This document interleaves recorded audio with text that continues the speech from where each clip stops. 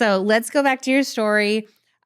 You've had this series of encounters, almost meet cutes, and you're holding out hope for maybe a next encounter that could finally shift things between you two, or you're continuing to show up to these spaces and seeing what happens. Yes. So tell us what happened. Oh my goodness. So after all of those meet cutes, there was one final boss meet cute. And it was, again, I was hitting my checklist. I had a cute outfit. Yep. I was preparing to go to an event that I was so excited about, which was the opening of Mickalene Thomas's All About Love exhibition at the Broad.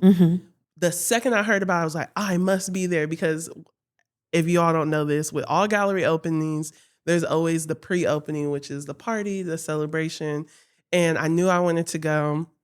I didn't know how I was going to get there, but then at the last minute, one of my friends and like an artist colleague or artist peer, April Bay, invited me to come with her to the opening. I was like, oh, great, because we had been meaning to like sit down and spend time together.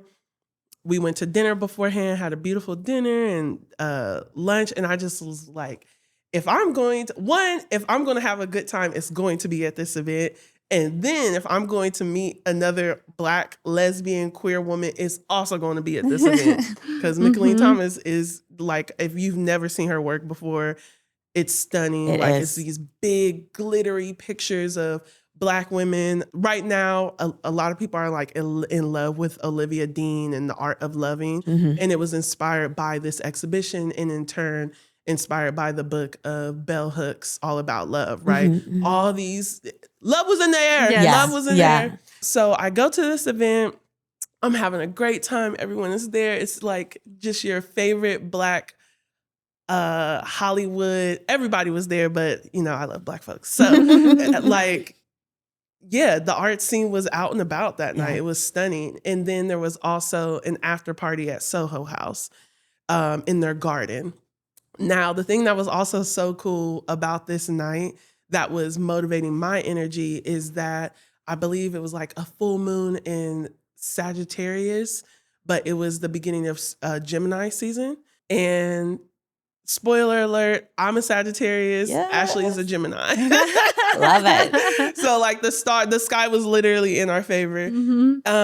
And again, it was like, okay, we went to this beautiful art exhibition. There's an after party. Let's try to get to the after party. So April and I, we get in the Uber, go to the after party. We're not technically on the list. That's not a problem. That's not a problem, honey. I went up there, finesse, and we got in.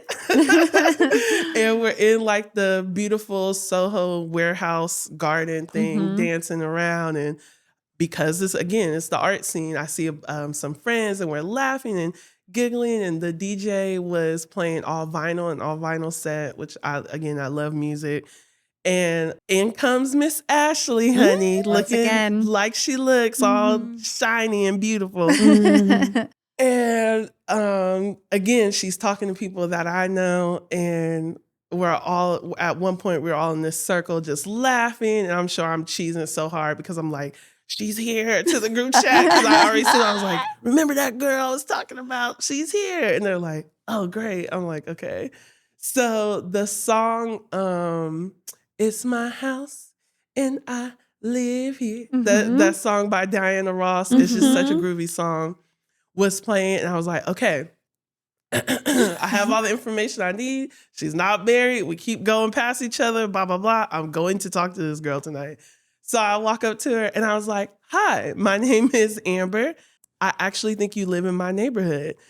And she goes, I'm Ashley. And yes, I know you live in that pink house. And I was like, I love it. she noticed me. So it was like, that moment was all I needed to be like, okay, like she notices something that I am, like, I'm not just not hitting her radar, you know? Yeah. So I just thought that was so cute because again, I love my little pink house. Yeah.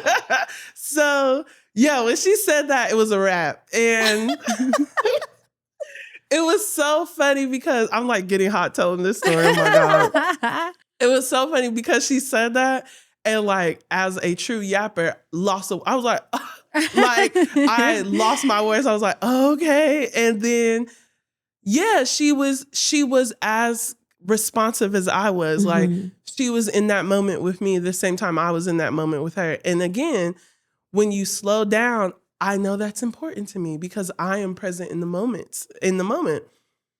So we had that moment. And I was like, okay, I think I said that and then ended up walking away again to like gather myself. So I'll be right back. I'll be right back. But like talk, it's one of those things where it's like, and you're like, so friend, like you just pivot to talk to somebody else. And then we just kept moving past each other in the party. And there was a moment where we moved past each other and she like touched my hip and we danced a little.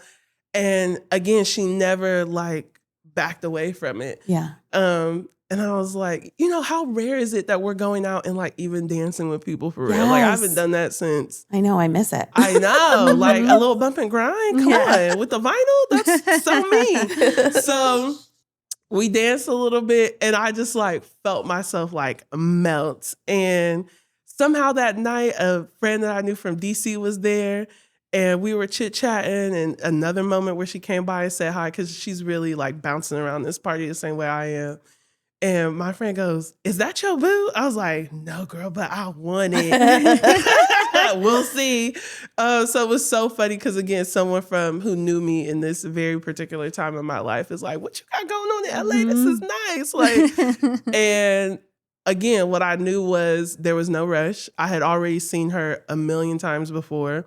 That night I didn't drive, so I knew I just wanted to celebrate.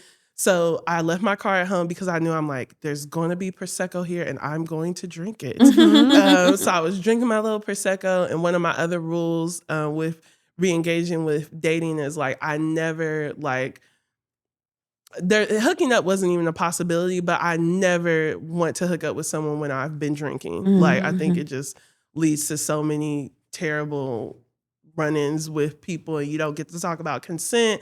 And these are all things that are very important to me. Like, you're not your best at talking about consent when you've been drinking. Yeah. So I'm like, I'm just a butterfly tonight. So, because I've been drinking, which allowed me to have these interactions with her. And there was a moment where she was just like leaning up against the bar, looking at me and I'm looking at her. And like our conversation was just very flirtatious. Like, oh, so I don't even know what all Ashley said to me, but it was smooth. And at the end of the night, we just look at each other. I was like, I would like put your number in my phone. And she puts her number in my phone and I put mine in hers. And I was like, okay, well, we'll see each other again, I'm sure. I'm like, I know we will. So it's like literally I watched her leave the party and look back at me. And then she went on about her night. And even when I got home, I was like, in my living room up from the night, like, I can't believe this happened. Because what I had actually texted my friends that day when I sent them my outfit, I'm like, I'm leaving here with something. Like, I'm finding somebody tonight. I look too good. And this is 2 nights of an event. And I was just like, I remember sitting in my living room being like, wow, she's like somewhere in this neighborhood. Yeah. Yeah. Like, she's close by because she affirmed for me that she had seen it. So yeah. Should I say what else happened after? Okay, so we just started chatting from then. Like the next day, she sent me a voice note, and I love the voice note that she sent me because she's a DJ. So she's always out. Like you just hear, I remember the first note she sent me was, she texted me something like, "You surprised me." So it was surprising meeting you. I was like, oh, really? What was surprising? What were you surprised by? And she sends me this voice note. You can like hear her boots on the street because she's about to go to a party or a gig. And she was like, you surprised me because like I was getting to know you. I had these moments with you and like you really leaned into it. I don't remember everything that was said. I should bring it up. But just from there, we had just stayed in conversation. And we spent a long time just getting to know each other, sitting on the phone at night. And then we slowly had our first like intentional, it wasn't necessarily a date. It was like, I want to lay eyes on you type of thing.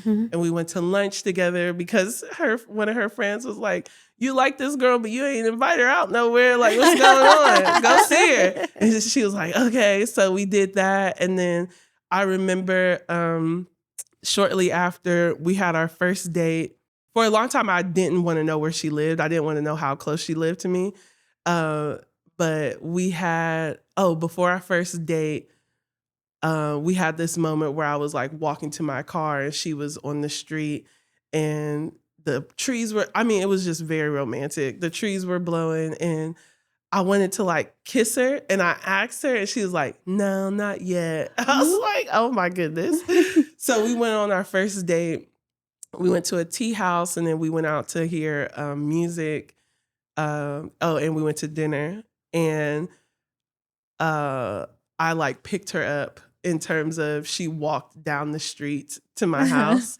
And I took her out on this date, and even in the car, she was just telling me the background story about her past relationship and being engaged, and that this was her first date as a single person. And it was all very slow but intentional because that's what both of us needed. Yeah. I think I needed to know that I could trust being in connection with someone, that someone just had my best. I was looking for someone who could have my best interest at heart. It's ultimately my responsibility, but I just wanted someone who really liked me. Yeah. And that's what it was. All throughout our dating process, she was just very open with me. It wasn't a secret that we were dating, but I never felt like she was treating me like, oh, and this is Amber Abundance, because the fact of the matter is she didn't know about the whole Amber Abundance thing when we were dating. Like, and people would tell her, be like, you going out with who? Do you know that's Amber Abundance? Like, and she was like, I don't know nothing about that. Like, she's not aggressively online all the time. Yeah. So I really got to show her who I was, even though Amber Abundance, it is who I am.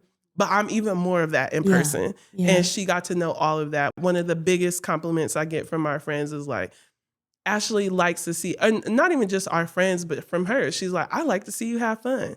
And like being a big personality, dating someone who likes to see you do that instead of wanting to control it, which had been happening to me in the past, invaluable, because we can just do our lives together and be witnesses to each other, which is why we're together now. That's my girlfriend. Together now.